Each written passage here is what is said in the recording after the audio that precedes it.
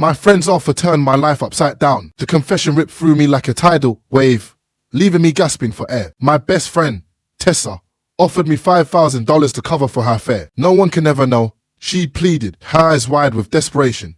Not even my husband. I agreed, blinded by loyalty and a misguided sense of obligation. 3 weeks later, my world exploded when her husband showed up at my door with photos that would change everything. It was a Wednesday afternoon and the call came. I was buried at work, finishing up a grueling report when my phone blazed with Tessa's name. It wasn't unusual for her to call in the middle of the day. We'd been best friends since college.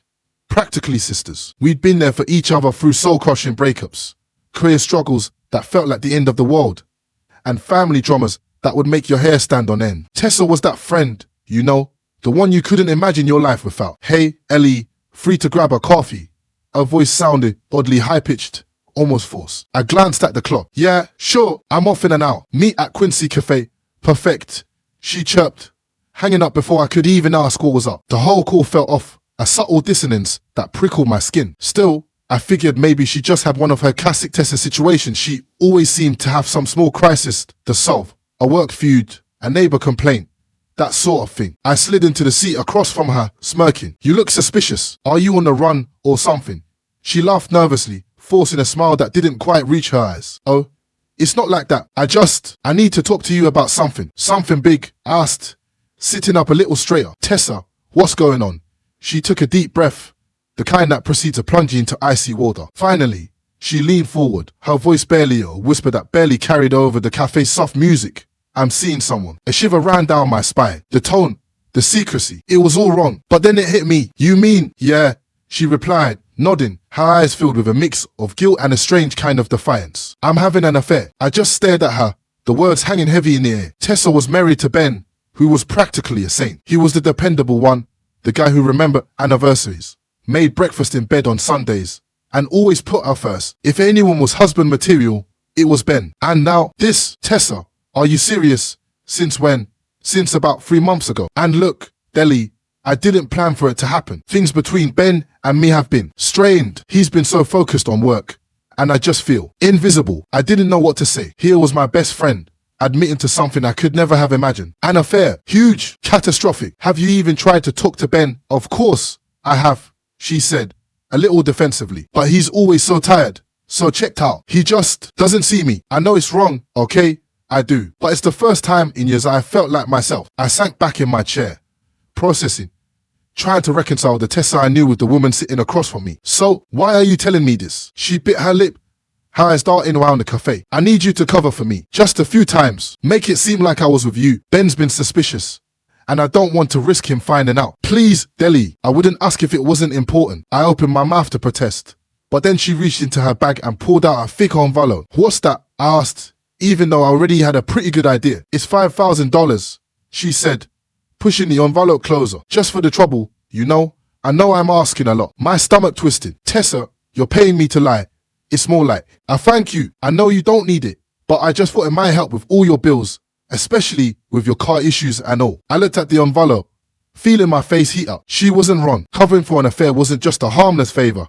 It was a full-blown betrayal of someone who trusted both of us. Tessa, I don't know. Please, she said, reaching across the table to grab my hand. Her eyes were pleading, desperate. You're my best friend. You know I wouldn't ask if I wasn't really in trouble. Just a few times, that's all. Against my better judgment, I found myself nodding. All right, but just a few times, Tessa. And only because you're my friend. But I want you to promise me you're going to figure things out with Ben. Thank you, Ellie, she breathed, relief flooding her face. I'll sort everything out soon. The first weekend was awkward as hell. Tessa texted me, it's on, giving me a heads up that I had to play along. The cover story was that we spent Saturday afternoon in Cambridge, hitting a few shops and grabbing dinner together. I even rehearsed a story about a fictional shop owner who told us his life story, just in case Ben asked. Sure enough, that following Monday, I got a text from him. Hey, thanks for hanging out with Tess on Saturday. She said you guys had a great time. My stomach dropped, a cold weight settling in my gut, but I forced myself to text back. Of course,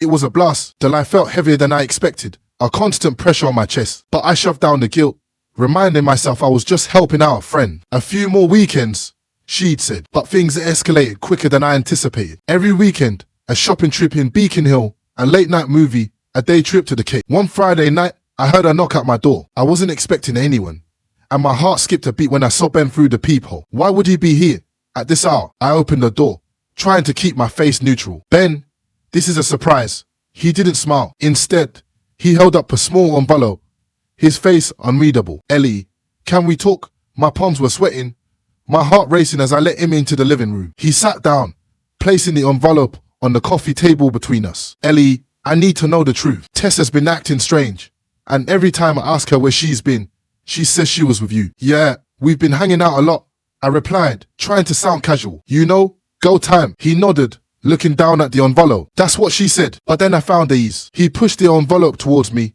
and I knew, with a sickening certainty, what was inside. Betrayal. I hesitated before opening it, already feeling the dread pulling me down. Photos of Tessa with a man who definitely wasn't Ben. They were holding hands, sitting close together, even kissing in one of them. I felt the color drain from my face, the weight of what I'd been covering up hitting me all at once. Ellie, Ben said, his voice barely a whisper. You're my friend. We're friends. I trusted you. Why didn't you tell me? I opened my mouth to respond, but no words came. I could feel the tears welling up, the guilt that had been building over the past few weeks crashing down on me. I didn't want to hurt you, Ben. Tessa, she asked me to cover for her. She said she just needed time to figure things out. And you thought lying to me was helping. His voice cracked, his hands clenching into fists. Did she pay you?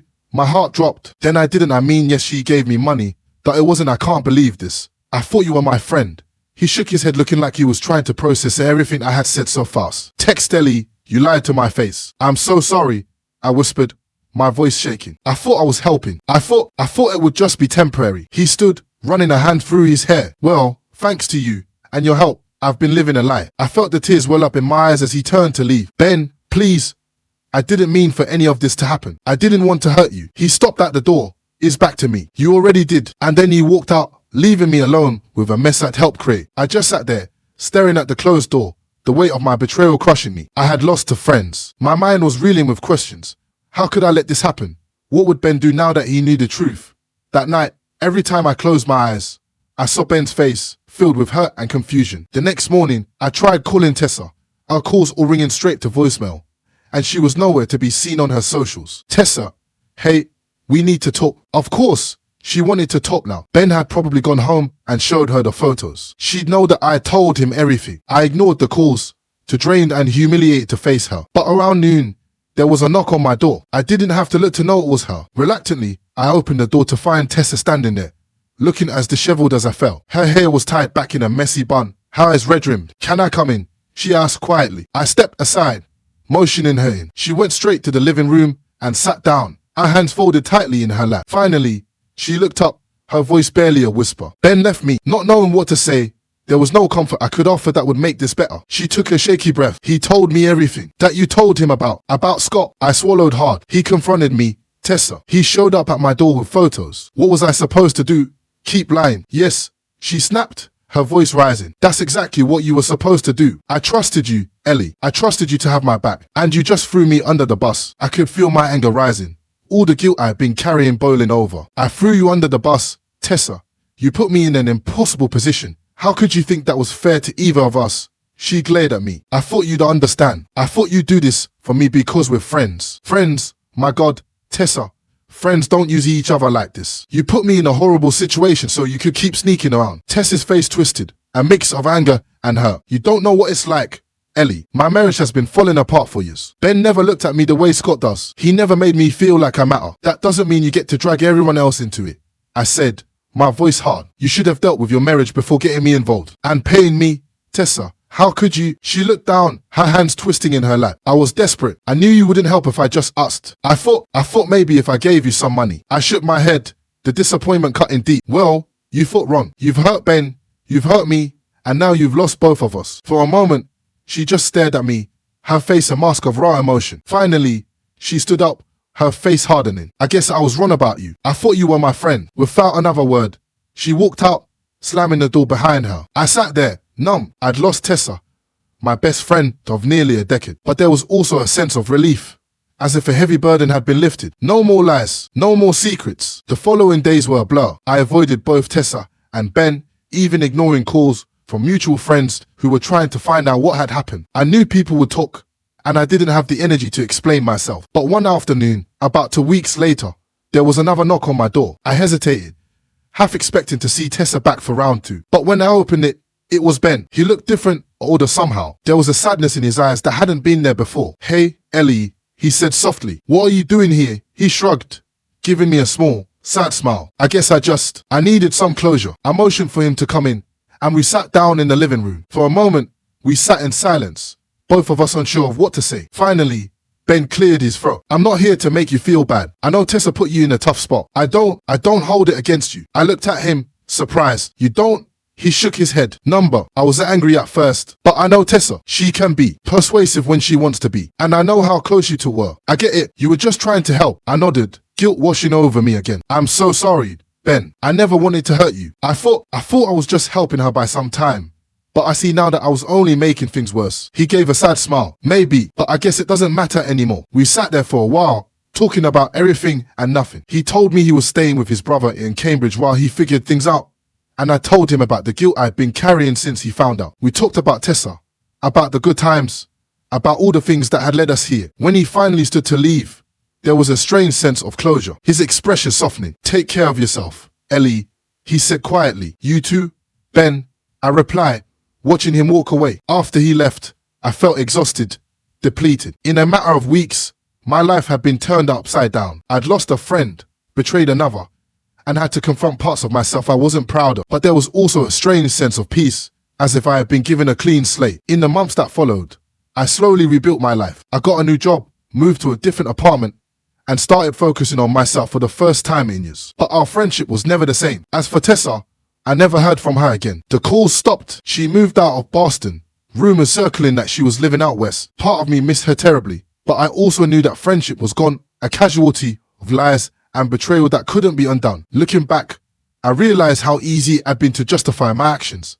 to tell myself I was just helping a friend. But the truth was, I was too afraid to stand up to Tessa, too willing to ignore my own morals for the sake of loyalty. After that, life settled into a strange new normal. I made peace with my choices, more or less, and even started seeing a therapist to process everything that had happened with Tessa and Ben. But in quiet moments, when I was alone in my apartment or on a walk in the city, the memories would creep back. How quickly trust can shatter, how easily friendship can turn into something darker when lies are involved. And every now and then, I'd check my phone, half expecting a message from Tessa, even though I knew that part of my life was over. Then one evening, almost a year to the day since Tessa had first asked me to cover for her, my phone buzzed. I looked at the screen and saw a name I hadn't expected to see ever again. It was Tessa. I sat there, staring at my phone, my thumb hovering over the screen. After everything that had happened, what could she possibly have to say? A part of me wanted to ignore it, to just let the past state where it was. But curiosity, and maybe a sliver of lingering loyalty, got the better of me. I picked it up. "Hello."